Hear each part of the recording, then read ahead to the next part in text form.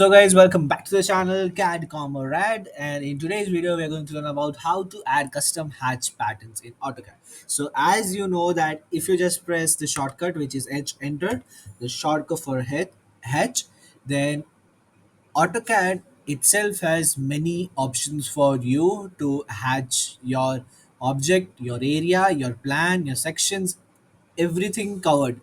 Most of it, 90% is just covered right over here. But let's say you don't want to use this hatch patterns and you want to create your custom hatch patterns.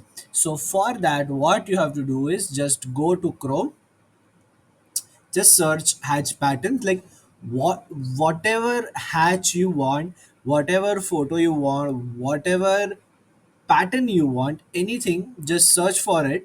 And let's say I have just picked this out. Let's say save image as, I'll do it on desktop. Where is desktop? I'll just write pattern, whatever, doesn't matter. And then what you have to do is there is a simple command for this known as super. Note it, screenshot it, pause it, sketch it, do it whatever you want. The command's name is super hatch. Don't forget it. Just press enter. After that you have to select the first option, that is image, and then you have to go to the path where you have saved your photo or your pattern or your hatch. In this case I have saved it in desktop, so I'll just go over there and select pattern over here. Let's say this is the pattern, correct, on screen, relative path, angle should be 0, and press ok. So now you have to specify the,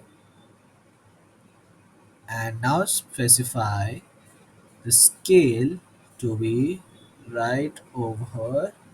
This will be better. So is the placement of the image acceptable? Let's say yes. So now you have to specify an option which is right over here and enter. Just press enter and AutoCAD will create hatch patterns for you to throughout all the objects, whatever you want, the plans, the section, whatever you want in AutoCAD. Just go into Chrome. The command's name is super hatch.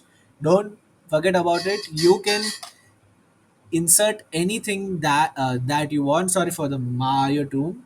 So yeah, that's it for the video, and if you found the video useful, then share it with someone who may need it.